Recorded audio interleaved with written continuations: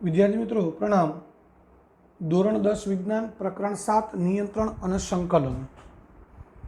मित्रों आगे प्रकरण 6 में आपणे जोई गया था जैविक क्रियाओं, जेमां पोषण और श्वसन आ बे जैविक क्रियाओं पर बनी गया था। जैविक क्रिया एटले शुं? तो सजीवों द्वारा करवामां आवता होय केटलाक मूलभूत कार्यों कि जेमना अस्तित्व माटे अनिवार्य होय एने आपणे जैविक क्रियाओं कहीए छीए। एटले कि अमुक चौक्कस क्रियाओं सजीवना शरीरमां थती होय तो ज ए सजीव कहेवाय अथवा तो ए जीवंत रही शके। आ क्रियामांथी कोई क्रिया बंध थई जाय तो ए सजीव छे ए जीवंत रही शके नहीं, एटले कि मृत्यु पामे। एवी बे क्रियाओं आपणे भणी गया था। एक पोषण અને બીજી ક્રિયા હતી શ્વસન। તો આ બંને ક્રિયાઓ છે એ જીવંત ક્રિયાઓ અથવા જૈવિક ક્રિયાઓ કહેવાય મિત્રો। અને આ ક્રિયાઓ છે એ વનસ્પતિ, પ્રાણી, સૂક્ષ્મજીવ દરેક સજીવ દ્વારા થતી હોય।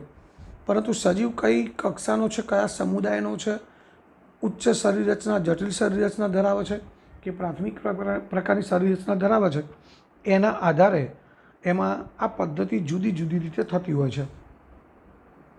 तो एवी ज एक बीजी प्रक्रिया है मित्रों जेनु नाम है नियंत्रण और संकलन। नियंत्रण एटले कंट्रोल, संकलन एटले कोऑर्डिनेशन। तो नियंत्रण और संकलन एटले शुं? तो मित्रों आपणे जाणीए छीए कि आपणा शरीर में जुदा जुदा अंगों, जुदा जुदा तंत्रों आवेला छे। आ दरेक जुदा जुदा तंत्रों पोतपोताना जुदा जुदा कार्यों करे छे, परंतु तेम छतां ए बधा तंत्रोना कार्यों छे एकबीजा साथे संकळायेला होय छे। અને ઉપરાંત એ બધા કાર્યો છે એક ચોક્કસ દેખરેખ હેઠળ, ચોક્કસ નિયંત્રણ હેઠળ થતા હોય છે। તો એ નિયંત્રણ અને સંકલન કરવાનું કામ કોણ કરે છે? તો એ કામ કરે છે મિત્રો, અહીં તમારી સામે આકૃતિ છે, મગજ, જે ચેતાતંત્રનો એક ભાગ છે। એટલે આ નિયંત્રણ અને સંકલન આપણા શરીરમાં થતી બધી જ ક્રિયાઓ યોગ્ય રીતે થાય છે કે નહીં? જેમ કે આપણને ઘણીવાર માથું દુખતું હોય, કોઈક વાર પેટમાં દુખતું હોય, કોઈક વાર ક્યાંક પડી ગયા હોય, વાગ્યું હોય તો પગમાં દુખતું હોય। તો આ બધું પેટમાં દુખે છે એનો મતલબ એ થયો કે મિત્રો આપણા પેટમાં કે જઠરમાં જે પાચનની ક્રિયા છે એમાં કંઈક તકલીફ ઊભી થઈ છે, કંઈક ડિસ્ટર્બન્સ થયું છે। અને એ આપણને જાણ કોણ કરે છે? મગજ। એટલે મગજને જાણ થાય છે અને મગજ દ્વારા આપણને ખબર પડે કે પેટમાં કંઈક તકલીફ છે, માથું દુખે છે અથવા તો પગમાં દુખે છે, ક્યાંક આપણે પડી જઈએ છીએ, આપણને વાગે છે તો ત્યાં વાગે ઈજા થાય કે દુખાવો થતો હોય તો દુખાવો થાય છે એ જાણ આપણને કોણ કરે છે? મગજ।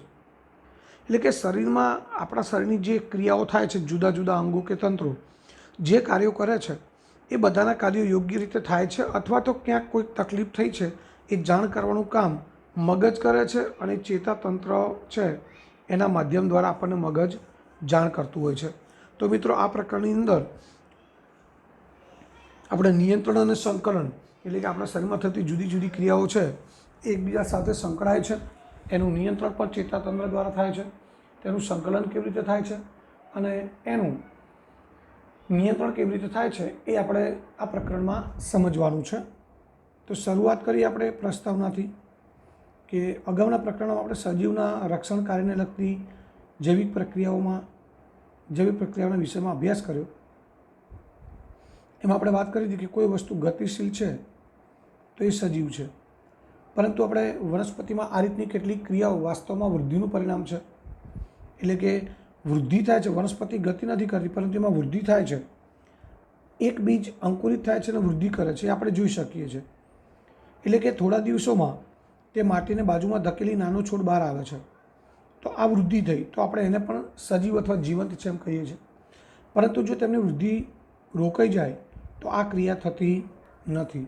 તો મોટાભાગના પ્રાણીઓ અને કેટલીક વનસ્પતિઓમાં કેટલુંક હલનચલન વૃદ્ધિ સંબંધિત હોતું નથી।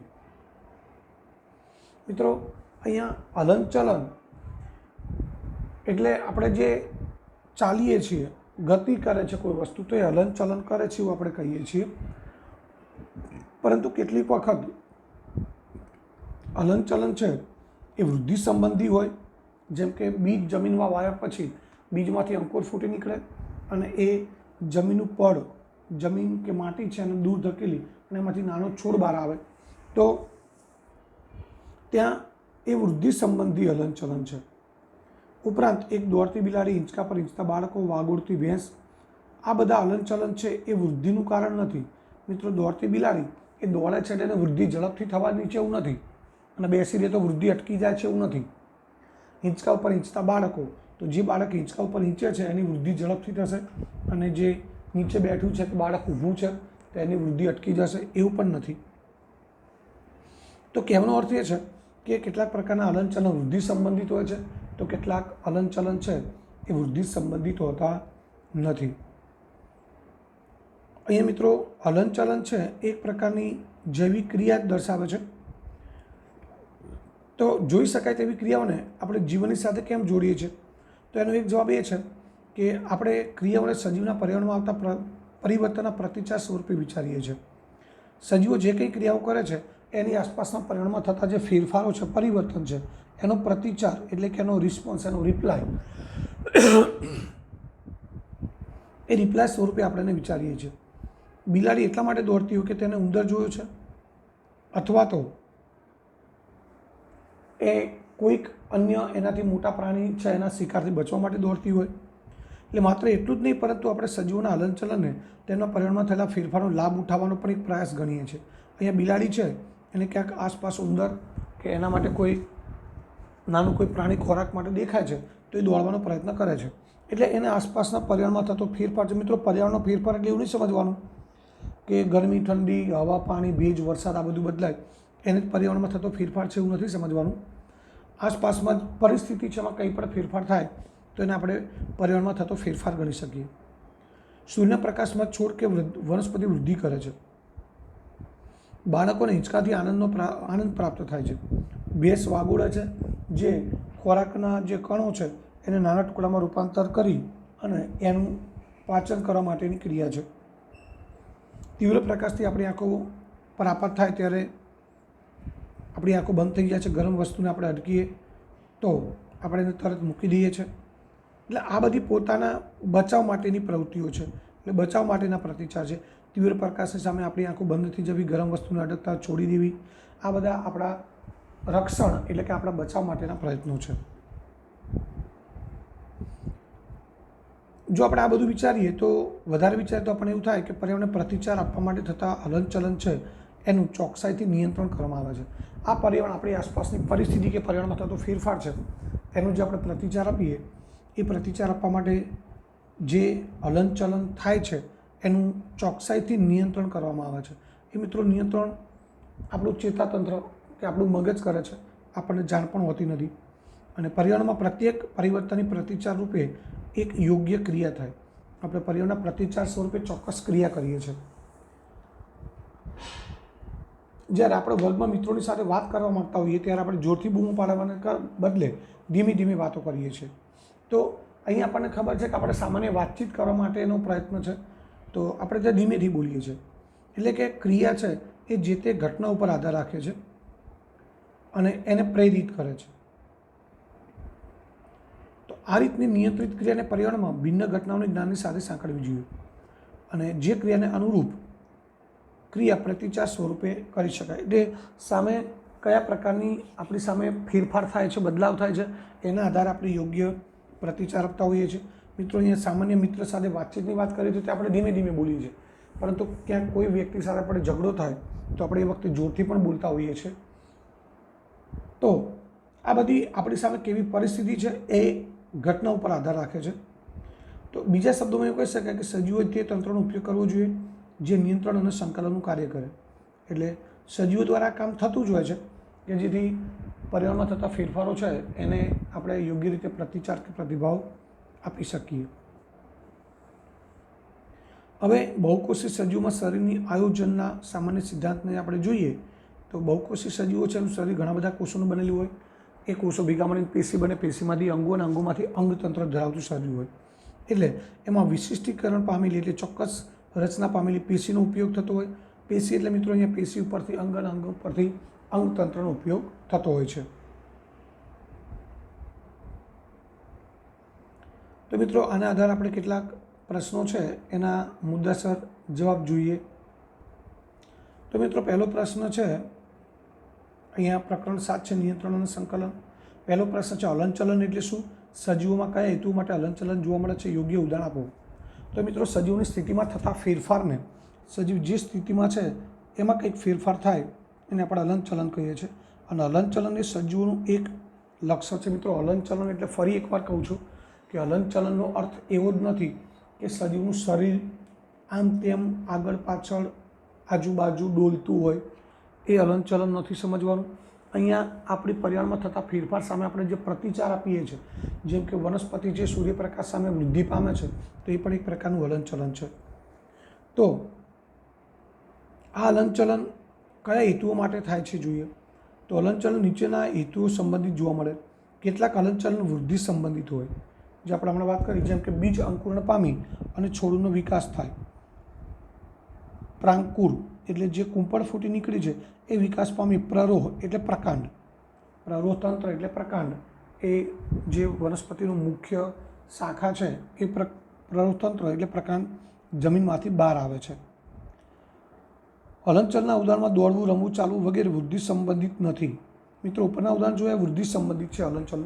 જ્યારે દોડવું, રમવું, ચાલવું એને વૃદ્ધિ સાથે કોઈ લેવા દેવા નથી, પરંતુ અન્ય કાર્યો માટે એ હલનચલન જોવા મળે છે. ત્રીજા પ્રકારનું હલનચલન છે પર્યાવરણમાં થતા પરિવર્તનના પ્રતિચાર સ્વરૂપે અથવા સજીવોના લાભ માટે થતા હોય છે. ઉદાહરણ તરીકે ખોરાકના કણોનું અંતઃગ્રહણ માટે અમીબા છે પોતાના ખોટા પગ ફેલાવે છે. એ આપણે જોઈ ગયા છીએ કે ખોરાકનું કણ ક્યાંક આસપાસમાં દેખાય તો અમી પોતાના ખોટા પગ ફેલાવે છે અને એ ખોટા પગનો ઉપયોગ કરી અને એ ખોરાક ગ્રહણ કરે છે. ઉપરાંત ભેંસમાં વાગોળવાની ક્રિયાથી ખોરાકનું નાના ટુકડામાં રૂપાંતર થવું અને તેનું પાચન થવું. તો અહીંયા આ જે ફેરફારો છે, ઉપરાંત આપણે એવું પણ કહી શકીએ સજીવોના લાભ માટે થતા ફેરફારોમાં તીવ્ર પ્રકાશ સામે આપણી આંખો બંધ થઈ જવી, તો એ પણ એક પ્રકારનું સજીવોના લાભ માટે થતો હલનચલન છે. તો અહીંયા આ ત્રીજું હલનચલન છે એ સજીવોના લાભ માટે થાય છે. મિત્રો ચોથું હલનચલન છે એ રક્ષણ માટે છે, બચાવ માટે. કેટલાક હલનચલન સજીવોના રક્ષણ માટે કે બચાવ માટે જોવા મળે, જેમ કે આપણી આંખો પર તીવ્ર પ્રકાશ આપવા થતાં ખીકીનું સંકોચન થાય, તો એ આપણું રક્ષણ અથવા તો આપણા બચાવ માટે કરીએ છીએ. ગરમ વસ્તુનો સ્પર્શ થતાં આપણો હાથ તરત આપણે પાછો ખેંચી લઈએ છીએ. તો આ ચોથા પ્રકારનું હલનચલન થયું. આપણે ઉપર વાત કરીએ એમ કે તીવ્ર પ્રકાશ સામે આપણી આંખો બંધ થઈ જાય છે અથવા તો નાની થઈ જાય છે, તો એ આપણા રક્ષણ માટે અથવા બચાવ માટે છે, જેથી પ્રકાશની તીવ્રતા છે એની આપણી આંખ ઉપર હાનિકારક અસર ન થાય. અને ગરમ વસ્તુને હાથ અડતા આપણે તરત હાથ ખેંચી લઈએ છીએ. આપણને કોઈક ટાંકણી અથવા તો પિન આપણા હાથ કે પગમાં મારે અથવા તો ભોંકે તો આપણે તરત એ હાથ દૂર ખસેડી લઈએ છીએ. તો આપણા રક્ષણ અથવા બચાવની પ્રવૃત્તિઓ થઈ. તો અહીં આપણે જોઈ શકીએ હલનચલન 4 પ્રકારના છે મિત્રો. પહેલું છે વૃદ્ધિ સંબંધિત, બીજું વૃદ્ધિ સંબંધિત નથી, અન્ય સામાન્ય કાર્ય માટે છે, ત્રીજું છે પર્યાવરણમાં થતા પરિવર્તનના પ્રતિચાર રૂપે છે, અને ચોથું છે એ આપણા શરીરના રક્ષણ કે બચાવ માટે થતું હલનચલન છે.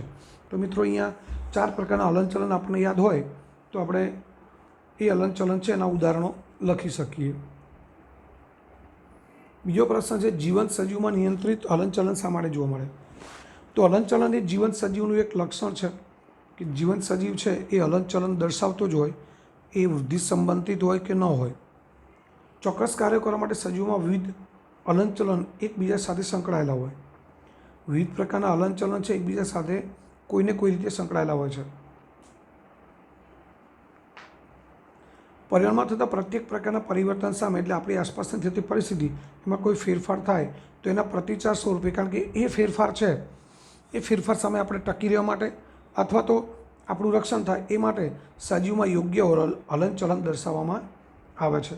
અને હલનચલનની ક્રિયા તેને પ્રેરિત કરતી ઘટના ઉપર નિર્ભર હોય. એટલે એ આપણી આસપાસના પર્યાવરણમાં થતું પરિવર્તન છે કે ફેરફાર છે એ કેટલો મોટો છે કે કેટલો નાનો છે એના આધારે હલનચલનની ક્રિયા જોવા મળતી હોય છે. પર્યાવરણમાં વિવિધ ઘટનાઓને ઓળખવા માટે નિયંત્રિત હલનચલન જોવા મળે. એટલે મિત્રો આપણી આસપાસમાં પર્યાવરણમાં કેવું પરિવર્તન છે, પરિવર્તન મોટું છે, તો હલનચલન પણ એ પ્રમાણે વધુ પ્રમાણમાં જોવા મળશે અને પર્યાવરણમાં થતો ફેરફાર ઓછો છે. જેમ કે આપણે સવારમાં દિવસ દરમિયાન સવારે ઠંડુ વાતાવરણ હોય, 10 વાગ્યા પછી થોડું ગરમ વાતાવરણ શરૂ થાય. અમુક દિવસોમાં પર્યાવરણમાં એવો ફેરફાર આવે કે 10 વાગ્યા પછી એકદમ અચાનક ગરમી વધવા લાગે, બપોર 11-12 વાગે ગરમી ખૂબ વધી જાય. તો એ વખતે કદાચ આપણે બપોરે બહાર નીકળવાનું પણ ટાળીએ અને ઘણી વખત એવું બને કે 10-11 વાગે પણ એટલી બધી ખાસ કંઈ ગરમી હોતી નથી. તો મિત્રો આપણું જે વર્તન છે, વર્તનમાં ફેરફાર આવે છે અને આપણા પર્યાવરણને અનુરૂપ ફેરફાર આવે છે. એટલે એવું કહી શકાય કે હલનચલન છે એ નિયંત્રિત હોય છે.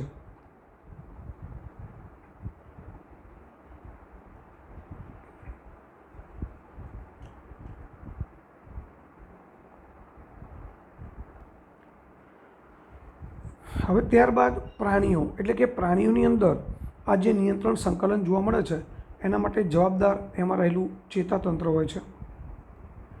એ કેવી રીતે કામ કરે છે આપણે જોઈએ તો પ્રાણીઓમાં નિયંત્રણ અને સંકલન ચેતા અને સ્નાયુ પેશી દ્વારા થાય. મિત્રો ખાસ યાદ રાખજો, પ્રાણીઓમાં જે નિયંત્રણ અને સંકલનની ક્રિયા થાય છે એના માટે 2 પ્રકારની પેશી, એક ચેતા પેશી એટલે કે ચેતા અને બીજી સ્નાયુ પેશી જવાબદાર હોય છે. અને ચેતા પેશી, ચેતાકોષ એના વિશે આપણે 9મા ધોરણમાં ભણી ગયા છીએ. કેટલીક વખત આકસ્મિક પરિસ્થિતિ એટલે અચાનક કોઈક સંજોગોમાં ગરમ પદાર્થને અડકવું આપણા માટે હાનિકારક હોય. આપણને ખબર નથી કોઈ વસ્તુ ગરમ છે ને આપણે ભૂલથી એને પકડી લઈએ છીએ, તે આપણા માટે હાનિકારક છે. આપણે તે ઓળખવાની, તેને અનુરૂપ ક્રિયા કરવાની જરૂરિયાત હોય. આપણે કેવી રીતે જાણી શકીશું કે આપણે ગરમ વસ્તુને અટકી રહ્યા છીએ? આપણા પરિણામોમાંથી બધી સૂચનાઓની ઓળખ કેટલાક ચેતાકોષોના વિશિષ્ટકરણ પામેલા ટોચના તંતુઓ દ્વારા થાય. મિત્રો આ જે બધી ઘટનાઓ થાય છે કે પર્યાવરણમાં જે બધા ફેરફારો થાય છે એની સૂચના આપણને કોણ આપે છે? ચેતાકોષોનું વિશિષ્ટીકરણ એટલે વિશિષ્ટ પ્રકારની ગોઠવણી.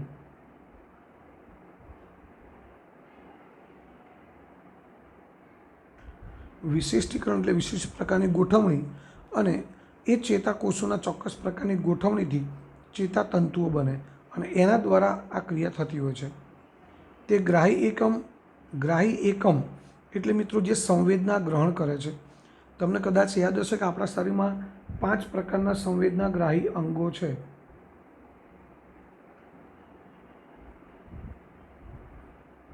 એ 5 સંવેદનાગ્રાહી અંગો છે: આંખ,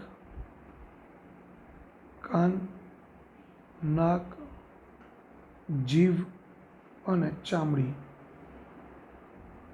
આ અંગો જુદા જુદા પ્રકારની સંવેદના ગ્રહણ કરતા હોય છે, જેને આપણે આપણી જ્ઞાનેન્દ્રિય પણ કહીએ છીએ. તો અને આ સંવેદના ગ્રહણ કરવા માટેના એકમ છે એ આપણા સંવેદી અંગો, આ બધા સંવેદનાગ્રાહી અંગો છે એ સંવેદનાગ્રાહી અંગોની અંદર આવેલા હોય છે, જેમ કે અંતઃકરણો એટલે કે કાન, નાક, જીભ વગેરે. હવે આ સંવેદનાગ્રાહીઓ જેને કહેવાય, મિત્રો યાદ રાખજો, સંવેદી અંગની અંદર સંવેદનાગ્રાહી આવેલા હોય છે. જેમ કે જીભ છે, તો જીભ છે એના જુદા જુદા ભાગમાં આપણે 8મા ધોરણમાં મિત્રો ભણી ગયા છીએ કે જીભના જુદા જુદા ભાગમાં આપણે જુદા જુદા સ્વાદ પારખીએ છીએ અને જુદા જુદા સ્વાદ પારખવા માટેના સંવેદનાગ્રાહી છે એટલે કે એવા ચોક્કસ પ્રકારના કોષોની ગોઠવણી કે પેશી એ આપણો જે રસ છે એ રસનો સ્વાદ ઓળખે છે. એ જ રીતે નાક છે, તો નાકની અંદર જુદી જુદી ગંધ પારખવા માટેના ઘ્રાણગ્રાહી એકમો. આપણું મિત્રો નાક છે એ સંવેદી અંગ છે.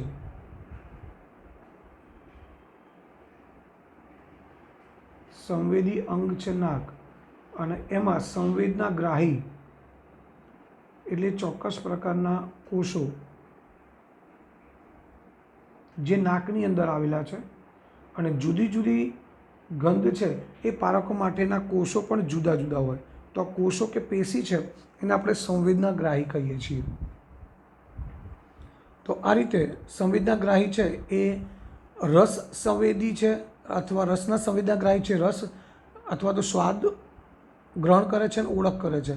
ઘ્રાણગ્રાહી એકમો છે કે ભાગ છે એ ગંધને લગતી સંવેદના ઓળખે છે.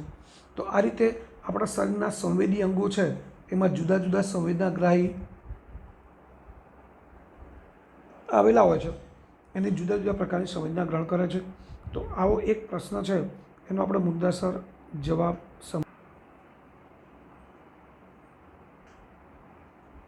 પ્રશ્ન 3 છે, આપણે ગરમ વસ્તુના સ્પર્શનો કેવી રીતે પ્રતિભાવ આપીએ છીએ. તો મિત્રો, ત્વચા છે, ચામડી છે, એમાં સ્પર્શ સંવેદનાગ્રાહીઓ આવેલા હોય કે જે સ્પર્શની સંવેદના ગ્રહણ કરે. અને ત્વચા છે મિત્રો, ખાસ યાદ રાખજો, આ સંવેદનાગ્રાહી એટલે ચામડીમાં આવેલા ચોક્કસ પ્રકારના કોષો અથવા તો પેશી. તો ચામડીની અંદર ચોક્કસ પ્રકારના સંવેદનાગ્રાહીઓ આવેલા છે. ત્વચા છે, ચામડી છે, સંવેદનાગ્રાહી અંગ છે. ગરમ વસ્તુને અડકવાથી ઈજા અથવા હાનિ થઈ શકે, પરંતુ ત્વચામાં આવેલા સંવેદનાગ્રાહીઓ છે અને એમની ટોચના ભાગે ચેતાકોષોના વિશિષ્ટકરણ પામેલા, વિશિષ્ટકરણ એટલે વિશિષ્ટ રચના પામેલા તંતુઓ આવેલા હોય છે.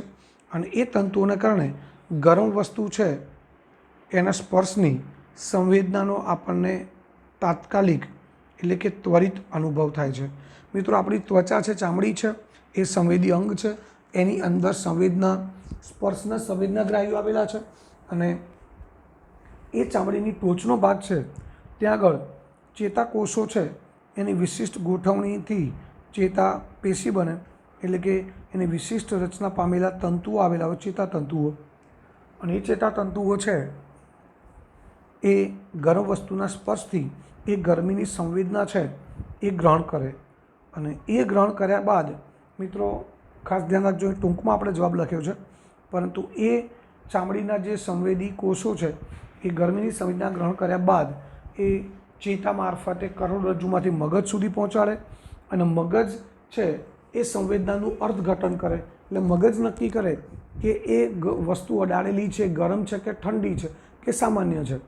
એટલે મગજ નક્કી કરે કે આ વસ્તુ ગરમ છે અને એ આપણા શરીર માટે હાનિકારક છે.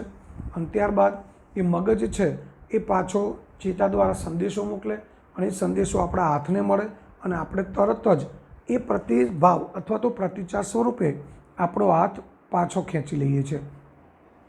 એટલે મિત્રો, એક સામાન્ય સમજવાની વસ્તુ છે કે આપણને ગરમ વસ્તુ અડે કે આપણે હાથ અડાડીએ ગરમ વસ્તુને અને ઓન ધ સ્પોટ તરત જ આપણે હાથ પાછો ખેંચી લઈએ છીએ. તો એમાં સમય ખૂબ ઓછો લાગે છે, પણ એની અંદર આપણા શરીરમાં કેટલી લાંબી પ્રક્રિયા થાય છે એ સમજવું ખૂબ અગત્યનું છે.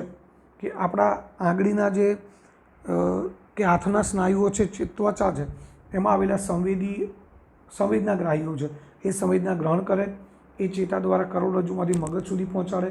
મગજ એનું એનાલિસિસ કરે, અર્થઘટન કરે અને નક્કી કરે કે આ જે સંવેદના છે આપણા શરીર માટે હાનિકારક છે, એટલે પાછો સંદેશો મોકલે.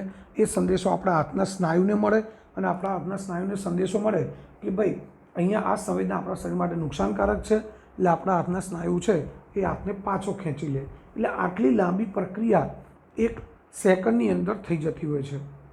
તો આ રીતે આપણે ગરમ વસ્તુને સ્પર્શ કરીએ અને એ સ્પર્શનો પ્રતિભાવ અથવા પ્રતિચાર આપણે આપતા હોઈએ છીએ. એટલે આ પ્રક્રિયા ખૂબ ઝડપથી થતી હોય છે, લાંબી ઘણી છે, પરંતુ એટલી જ ઝડપી છે. હવે આગળ સંવેદનાગ્રાહીઓ શું છે? મનુષ્ય શરીરમાં વિવિધ સંવેદનાગ્રાહીઓના ઉદાહરણ, સ્થાન અને કાર્ય જણાવો. તો મનુષ્ય શરીરમાં બાહ્ય ઉત્તેજનાને ગ્રહણ કરવા માટેની વિશિષ્ટ રચનાઓ આવેલી છે, જેને સંવેદનાગ્રાહી કહેવાય.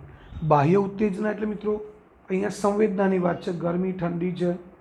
આ ઉત્તેજના એટલે યાદ રાખજો, આ પ્રકરણમાં ઘણી બધી જગ્યાએ ઉત્તેજના શબ્દ આવશે. ઉત્તેજના એટલે જુદા જુદા પ્રકારની સંવેદના છે. એમાં આપણા ચામડી છે એ સ્પર્શની સંવેદના ગ્રહણ કરે, આપણી આંખ છે પ્રકાશની સંવેદના ગ્રહણ કરે, કાન છે એ શ્રવણ એટલે કે ધ્વનિની સંવેદના, નાક છે ઘ્રાણ સંબંધી સંવેદના અને જીભ છે સ્વાદની સંવેદના ગ્રહણ કરે છે. તો આ સંવેદનાગ્રાહીઓ આપણા સંવેદી અંગોમાં સ્થાન પામેલા છે. મિત્રો, જુદી જુદી સંવેદના ગ્રહણ કરતા સંવેદનાગ્રાહીઓ છે એ ક્યાં આવેલા છે? સંવેદી અંગોમાં સ્થાન પામેલા હોય છે. હવે સંવેદનાગ્રાહીઓના પ્રકારની વાત કરીએ તો પહેલું રસગ્રાહી એકમો એટલે રસગ્રાહી સંવેદની અંગો છે. તો એ ક્યાં આવેલા છે? જીભની સપાટી પર અને સ્વાદની ઓળખ કરે. ત્યારબાદ ઘ્રાણગ્રાહી એ ક્યાં આવેલા હોય? નાકના અધિચ્છદીય સ્તરમાં. એટલે નાકનું જે પોલાણ છે એ પોલાણની અંદર જે શ્લેષ્મવાળી સપાટી છે એની સૌથી બહારનું સ્તર, જેને અધિચ્છદીય સ્તર કહેવાય, એમાં આવેલા છે. એ ગંધની ઓળખ કરે છે. સ્પર્શગ્રાહી એકમો ત્વચામાં આવેલા છે અને એ સ્પર્શની ઓળખ કરે છે. પ્રકાશગ્રાહી એકમો એ આંખમાં આવેલા છે અને દ્રશ્ય એટલે કે વસ્તુની ઓળખ કરે છે. ત્યારબાદ ધ્વનિગ્રાહી એકમો એ અંતઃકર્ણ એટલે કે કાનમાં આવેલા છે અને એ અવાજની ઓળખ કરે છે. તો આ રીતે આપણા શરીરમાં જુદા જુદા સંવેદનાગ્રાહીઓ આવેલા છે અને જુદા જુદા સંવેદનાગ્રાહી એકમો જુદા જુદા સંવેદી અંગમાં આવેલા છે અને એ પોતાનું ચોક્કસ કાર્ય કરે છે.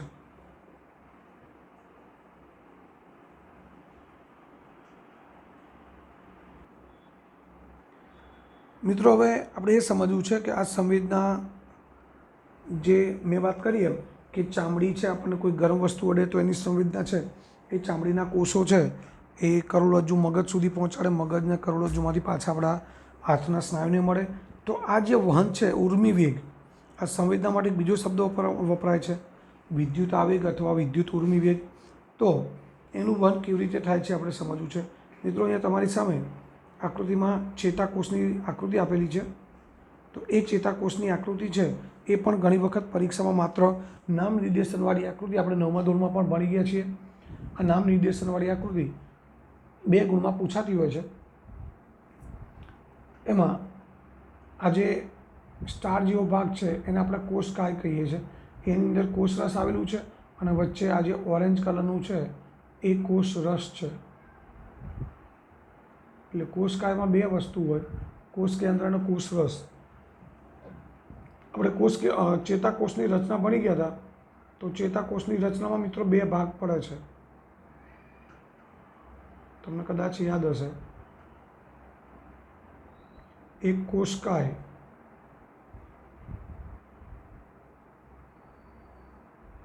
અને બીજું પ્રવર્ધો. તો કોષકાયની અંદર 2 ભાગ પડે છે.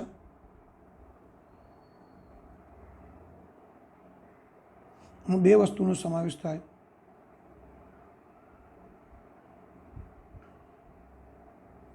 કોષ કેન્દ્ર અને કોષરસ. પ્રવર્ધોમાં 2 ભાગ પડે, એક આ અક્ષતંતુ અને બીજા છે આ પાતળા નાના નાના છે એ શિખાતંતુ. આપણે ભણી ગયા છે 9મા ધોરણમાં. એટલે આ ચેતાકોષની રચનાની વાત થઈ. તો હવે અહીંયા તમારી સામે આકૃતિ છે, કોષ કેન્દ્ર છે, ઉપરાંત કોષ કેન્દ્ર, આ બધા શિખાતંતુઓ છે પાતળા, આ આખો અક્ષતંતુ છે જાડો લાંબો દોરડા જેવો, અને અક્ષતંતુને છેડે આવેલા જે તંતુઓ છે જેને ચેતાંતો કહેવાય. તો હવે આમાં ઉર્મિ વેગનું વહન કેવી રીતે થાય છે આપણે સમજવું છે. તો હવે ચેતાકોષ છે એના અગ્રભાગે આવેલા તંતુઓ દ્વારા આ જે સૂચના અથવા સંવેદના છે એ મિત્રો ચેતાકોષના અગ્રભાગે આવેલા જે શિખા તંતુઓ છે, ખાસ સમજવાની વસ્તુ છે કે કોઈ પણ સંવેદના છે સૌથી પહેલાં આ શિખા તંતુઓ ગ્રહણ કરતા હોય છે. એટલે મિત્રો સંવેદનાનું વહન ચેતાકોષ દ્વારા જ થાય છે, કારણ કે ચેતાકોષોમાંથી ચેતાપેશી બને અને ઉર્મિ વેગનું વહન ચેતાપેશી દ્વારા થાય. ચેતાપેશી શેની બનેલી છે? ચેતાકોષની. એટલે એનો અર્થ એ થાય કે ઇનડાયરેક્ટલી કોઈપણ પ્રકારનું ઉર્મિ વેગ હોય કે કોઈપણ પ્રકારની સંવેદના હોય એનું વહન ચેતાકોષ દ્વારા થાય છે. સૌથી પહેલાં ઉર્મિ વેગનું વહનની શરૂઆત ક્યાંથી થાય? તો જે તે ચેતાપેશી છે એના ચેતાકોષના આ જે પ્રવર્ધો છે શિખાતંતુઓ, એ શિખાતંતુઓ છે એના દ્વારા અગ્રભાગે આ સંવેદના છે એ સૂચના મેળવવામાં આવે છે. લખેલું છે શિખાતંતુઓ દ્વારા. અને ત્યારબાદ એમાં ચોક્કસ પ્રકારની રાસાયણિક પ્રક્રિયા થાય. એનામાં વિદ્યુત આવેગ એટલે મિત્રો ઉર્મિ વેગ પણ કહેવાય. જે સંવેદનાનું વહન થતું હોય છે એને ઉર્મિ વેગ કહેવાય અથવા વિદ્યુત આવેગ ઉત્પન્ન થાય. અને આ વિદ્યુત આવેગ છે એ શિખાતંતુથી, મિત્રો ધ્યાન આપજો, અહીં શિખાતંતુથી દાખલ થાય શિખાતંતુથી ક્યાં જાય? ચેતાકોષકાય, એટલે અહીંયા વચ્ચે ચેતાકોષકાય આવે।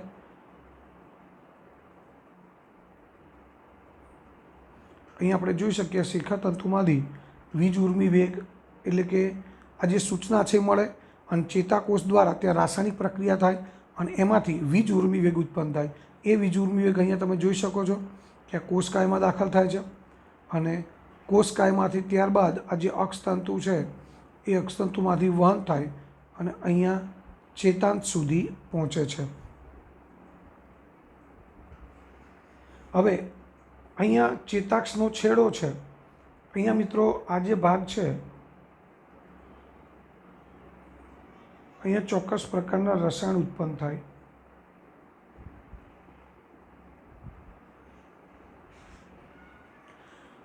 અને એ રસાયણ છે એની અહીંયા બાજુમાં મિત્રો અહીંયા બીજો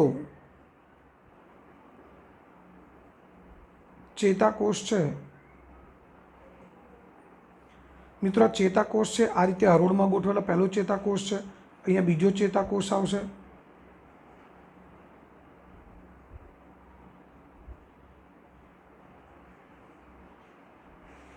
આ બીજા ચેતાકોષ છે એનું કોષકાય છે અને વચ્ચે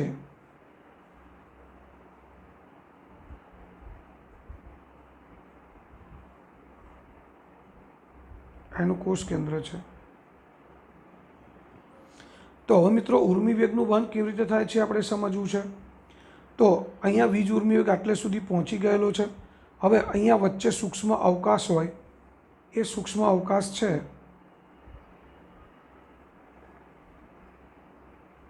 આ સૂક્ષ્મ અવકાશ આ બંને જોડાયેલા નથી હોતો।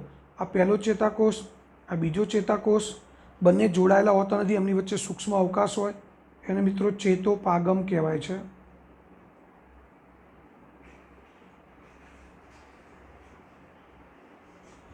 હવે અહીંયા ચોક્કસ પ્રકારનું રસાયણ ઉત્પન્ન થાય અને એ રસાયણ છે એ અવકાશીય સ્થાન એટલે કે ચેતોપાગમમાંથી પસાર થઈ અને પછીનો જે બીજા નંબરનો ચેતાકોષ છે મિત્રો તમે જોઈ શકો છો બીજો ચેતાકોષ એના શિખાતંતુમાં આ ઉર્મી વેગ છે એ દાખલ થાય છે। અહીં તમે જોઈ શકો છો આ ઉર્મી વેગ છે આ ચેતોપાગમમાંથી પસાર થઈ બીજા ચેતાકોષના શિખાતંતુમાં દાખલ થાય, ત્યાંથી પછી આ કોષકાય આવી ગયું, કોષકાયમાંથી પછી ચેતાક્ષ આવે અને આ રીતે એક ચેતાકોષમાંથી બીજા ચેતાકોષમાં આ રીતે વીજ ઉર્મી વેગનું વહન થાય છે।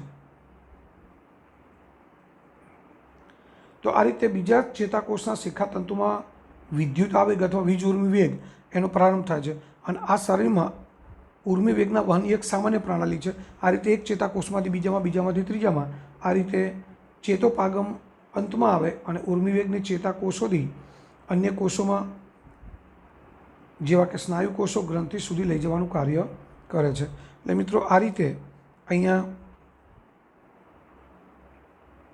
આપણે એક બીજી આકૃતિ આપેલી છે, એમાં તમે જોઈ શકો છો કે આ અક્ષતંતુ છે, અહીંયા જે અક્ષતંતુ બતાવેલું છે અહીંયા છે અને એ અક્ષતંતુ છે આ બધા એના પ્રવર્ધો છે, એ પ્રવર્ધો છે આ સ્નાયુતંતુ છે। તો એ અક્ષતંતુ છે એ મિત્રો અહીંયા આ સ્નાયુતંતુ એટલે કે આપણા હાથના સ્નાયુ છે એને સંદેશો મોકલે અને સંદેશો મોકલે છે એટલે એના કારણે એ સ્નાયુ છે એ સ્નાયુને સંદેશો મળે એટલે સ્નાયુઓ સંકોચન પામે। અહીં ચેતા સ્નાયુ સંધાન એટલે કે આ ચેતા છે અને આ સ્નાયુ છે એ બંને વચ્ચેનું જોડાણ અહીંયા બતાવેલું છે। એટલે એ જોડાણ મારફતે અહીંયા જે સંદેશો આવેલો છે એ સંદેશો આ સ્નાયુને મળે અને એ સ્નાયુને સંદેશો મળે એટલે એ સ્નાયુ હલનચલન કરે એટલે આપણો હાથ દૂર ખસેડાય અને એના માટેની ઉર્જા છે એ કણપ સૂત્રમાંથી સ્નાયુને પ્રાપ્ત થતી હોય છે, કારણ કે સ્નાયુને પણ મિત્રો હલનચલન માટે ઉર્જાની જરૂર પડતી હોય એટલે એ ઉર્જા છે આ કણપ સૂત્ર દ્વારા પ્રાપ્ત થતી હોય છે। તો હવે આ પ્રશ્નનો જવાબ પણ આપણે મુદ્દાસર જોઈએ।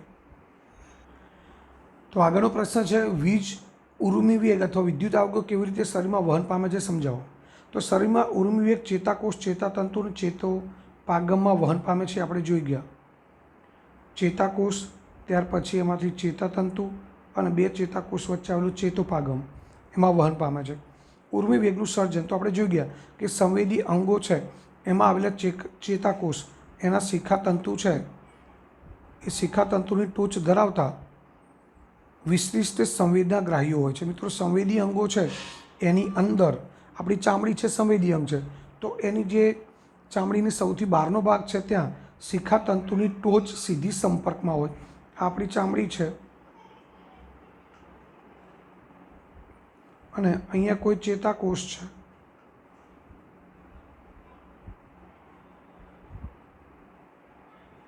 આ કોઈ ચેતાકોષ છે, આ એના શિખાતંતુઓ છે।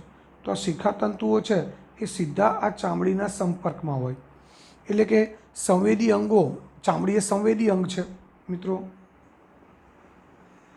આ વાદળી કલર છે એ ચામડી છે, એ ચામડી સાથે શિખાતંતુ સીધા સંપર્કમાં છે। એટલે સંવેદી અંગો ચેતાકોષના શિખાતંતુની ટોચ ધરાવતા સંવેદનાગ્રાહીઓ છે।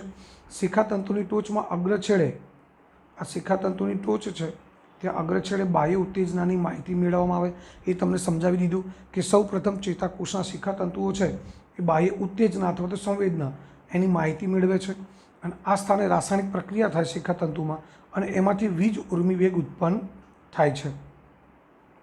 એ વીજ ઉર્મી વેગ ઉત્પન્ન થાય એટલે એ શિખાતંતુની ટોચ પાસે સર્જન પામેલો ઉર્મી વેગ, અહીંયા સર્જન પામેલો ઉર્મી વેગ છે એ મિત્રો શિખાતંતુમાંથી ચેતાકોષકાય અને ચેતાકોષકાયમાંથી ત્યારબાદ ચેતાક્ષ એટલે કે અક્ષતંતુ અને છેવટે ચેતાંત સુધી પહોંચે છે। ચેતાંત સુધી વીજ ઉર્મી વેગ પહોંચે છે, તમે મિત્રો સમજતા હશો। હવે ત્યારબાદ પાસેના બે ચેતાકોષ, હમણાં આપણે વાત કરી મિત્રો કે એક ચેતાકોષ છે, અહીંયા કોઈક બીજો ચેતાકોષ છે, ધારો કે